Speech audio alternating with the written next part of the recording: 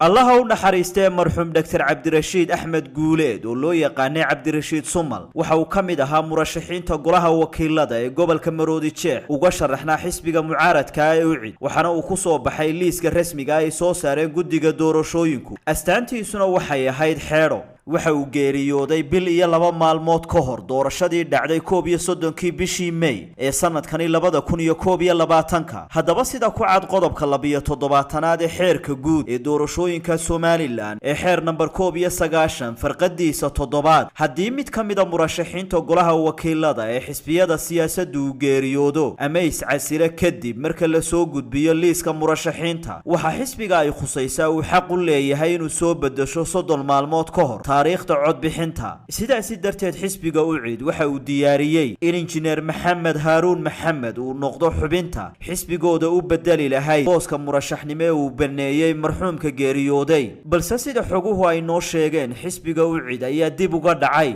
in xubintaasi ay u gudbiyaan guddiga doorashooyinka waqtigii sharcigu u ogolaa waxaana liiska murashaxiinta ee xisbiga ee golaha wakiilada gobolka Maroodi Jeex ku soo baxay magaca marxuumka geeriyooday waxaana la yaab maalintii cod bixinta marxuumkaasi geeriyooday bil ka hor ay u codeeyeen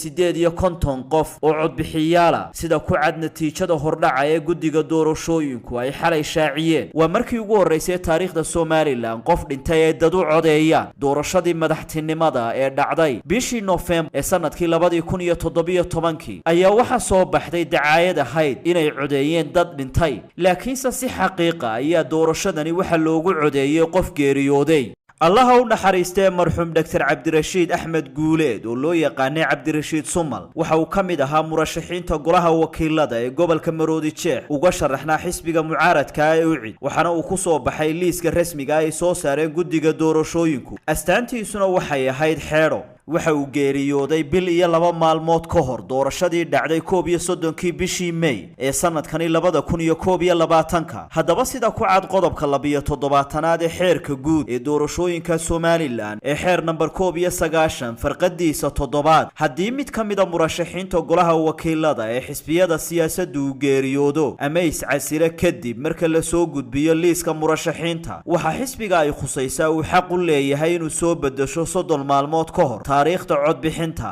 sidaasi darteed xisbiga UCID waxa uu diyaariyay in injineer Maxamed Haruun Maxamed uu noqdo xubinta xisbigooda u bedeli lahayd booska murashaxnimo uu baneeyay marxuumka geeriyooday balse sida xoguhu ay noo sheegeen xisbiga UCID ayaa dib uga dhacay in xubintaasi ay u gudbiyaan guddiga doorashooyinka waqtigii sharcigu u ogolaa waxaana liiska murashaxiinta ee xisbiga ee golaha wakiilada gobolka Maroodi Jeex ku soo baxay magaca marxuumka geeriyooday waxaana la yaab maalintii cod bixinta marxuumkaasi geeriyooday bil ka hor ay u codeeyeen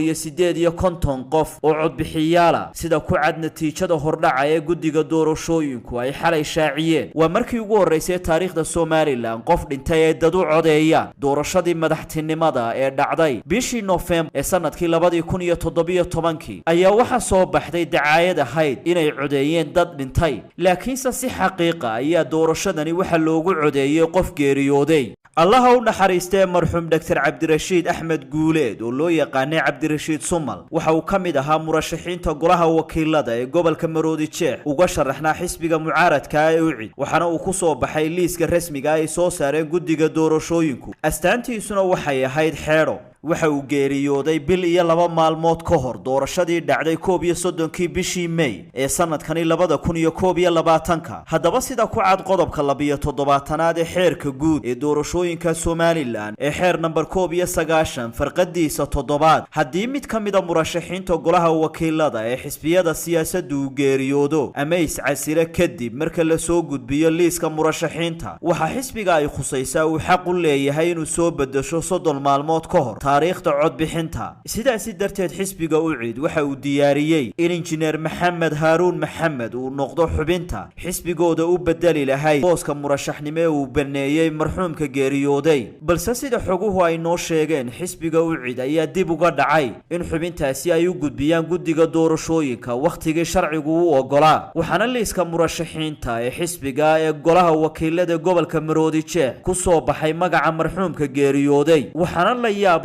in maalintii codbixinta marxuumkaasi geeriyooday bil ka hor ay u codeeyeen 2258 qof oo codbixiyaala sida ku cad natiijada hordhaca ee guddiga doorashooyinku ay xalay shaaciyeen. waa markii ugu horeysay taariikhda Soomaaliland qof dhintay ay dad u codeeyaan doorashadii madaxtinimada ee dhacday bishii November ee sanadkii 2017 ayaa waxa soo baxday dacaayad ahayd inay codeeyeen dad dhintay, laakiinse si xaqiiqa ayaa doorashadani waxa loogu codeeyay qof geeriyooday. allaha u naxariistay marxuum Dr. Cabdirashiid Axmed Guuleed oo loo yaqaanay Cabdirashiid Sumal waxa uu kamid ahaa murashaxiinta golaha wakiilada ee gobolka Maroodi Jeex uga sharaxnaa xisbiga mucaaradka ee UCID, waxaana uu ku soo baxay liiska rasmiga ah ay soo saareen guddiga doorashooyinku. astaantiisuna waxay ahayd xeedho. waxa uu geeriyooday bil iyo 2 maalmood ka hor doorashadii dhacday 31 bishii May ee sanadkani 2021. haddaba sida ku cad qodobka 17aad ee xeerka guud ee doorashooyinka Soomaaliland ee xeer number 19 farqadiisa 7 haddii mid ka mid ah murashaxiinta golaha wakiilada ee xisbiyada siyaasadda uu geeriyoodo ama iscasile kadib marka la soo gudbiyo liiska murashaxiinta, waxa xisbiga ay khusaysaa uu xaq u leeyahay inuu soo bedesho 30 maalmood ka hor taariikhda codbixinta. sidaasi darteed xisbiga UCID waxa uu diyaariyay in injineer Maxamed Haaruun Maxamed uu noqdo xubinta xisbigooda u bedeli lahayd booska murashaxnimo ee uu baneeyay marxuumka geeriyooday. balse sida xoguhu ay noo sheegeen, xisbiga UCID ayaa dib uga dhacay in xubintaasi ay u gudbiyaan guddiga doorashooyinka waqtigii sharcigu u ogolaa, waxaana liiska murashaxiinta ee xisbiga ee golaha wakiilada gobolka Maroodi Jeex ku soo baxay magaca marxuumka geeriyooday. waxaana la yaab in maalintii codbixinta marxuumkaasi geeriyooday bil ka hor ay u codeeyeen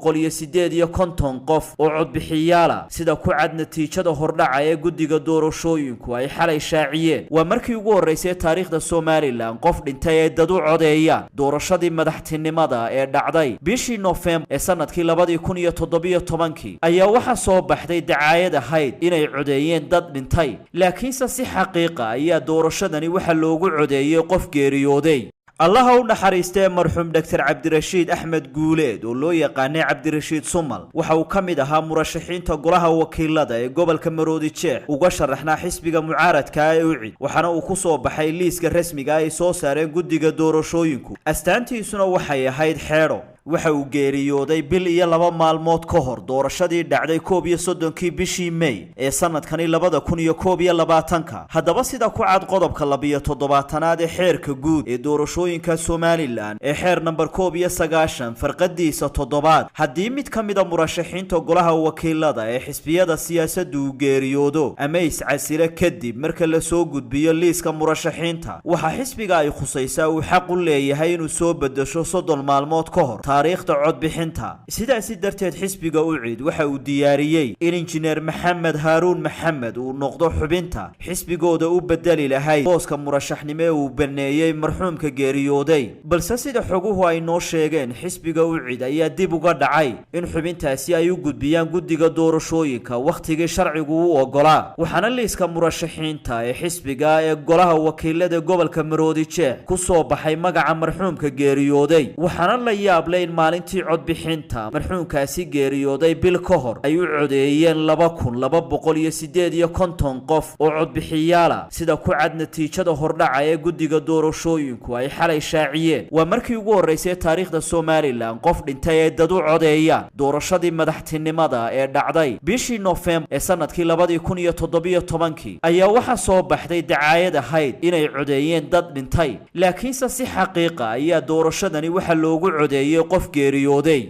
allaha u naxariistay marxuum Dr. Cabdirashiid Axmed Guuleed oo loo yaqaanay Cabdirashiid Sumal waxa uu kamid ahaa murashaxiinta golaha wakiilada ee gobolka Maroodi Jeex uga sharaxnaa xisbiga mucaaradka ee UCID, waxaana uu ku soo baxay liiska rasmiga ah ay soo saareen guddiga doorashooyinku. astaantiisuna waxay ahayd xeedho. waxa uu geeriyooday bil iyo 2 maalmood ka hor doorashadii dhacday 31 bishii May ee sanadkani 2021. haddaba sida ku cad qodobka 17aad ee xeerka guud ee doorashooyinka Soomaaliland ee xeer number 19 farqadiisa 7 haddii mid ka mid ah murashaxiinta golaha wakiilada ee xisbiyada siyaasadda uu geeriyoodo ama iscasile kadib marka la soo gudbiyo liiska murashaxiinta, waxa xisbiga ay khusaysaa uu xaq u leeyahay inuu soo bedesho 30 maalmood ka hor taariikhda codbixinta. sidaasi darteed xisbiga UCID waxa uu diyaariyey in injineer maxamed haaruun maxamed uu noqdo xubinta xisbigooda u bedeli lahayd booska murashaxnimo ee uu baneeyey marxuumka geeriyooday.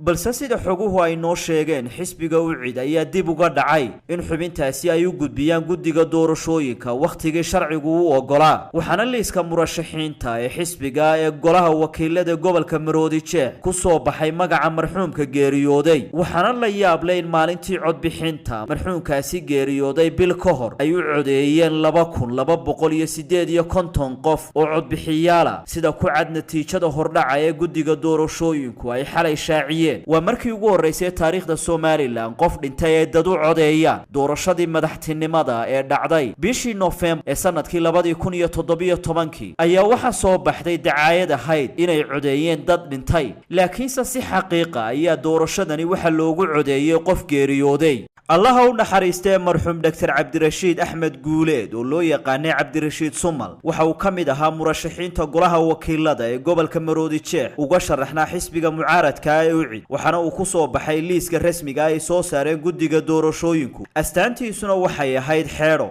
waxa uu geeriyooday bil iyo 2 maalmood ka hor doorashadii dhacday 31 bishii May ee sanadkani 2021. haddaba sida ku cad qodobka 17aad ee xeerka guud ee doorashooyinka Somaliland ee xeer number 19 farqadiisa 7, haddii mid ka mid ah murashaxiinta golaha wakiilada ee xisbiyada siyaasadda uu geeriyoodo ama iscasile kadib marka la soo gudbiyo liiska murashaxiinta, waxa xisbiga ay khusaysaa uu xaq u leeyahay inuu soo bedesho 30 maalmood ka hor taariikhda codbixinta. sidaasi darteed xisbiga UCID waxa uu diyaariyey in injineer maxamed haaruun maxamed uu noqdo xubinta xisbigooda u bedeli lahayd booska murashaxnimo ee uu baneeyey marxuumka geeriyooday. balse sida xoguhu ay noo sheegeen, xisbiga UCID ayaa dib uga dhacay in xubintaasi ay u gudbiyaan guddiga doorashooyinka wakhtigii sharcigu u ogolaa. waxaana liiska murashaxiinta ee xisbiga ee golaha wakiilada gobolka Maroodi Jeex ku soo baxay magaca marxuumka geeriyooday. waxaana la yaab leh in maalintii codbixinta marxuumkaasi geeriyooday bil ka hor ay u codeeyeen 2258 qof oo codbixiyaala, sida ku cad natiijada hordhaca ee guddiga doorashooyinku ay xalay shaaciyeen. waa markii ugu horeysay taariikhda Somaliland qof dhintay ay dad u codeeyaan doorashadii madaxtinimada ee dhacday bishii November ee sanadkii 2017 ayaa waxa soo baxday dacaayad ahayd inay codeeyeen dad dhintay, laakiinse si xaqiiqa ayaa doorashadani waxa loogu codeeyay qof geeriyooday.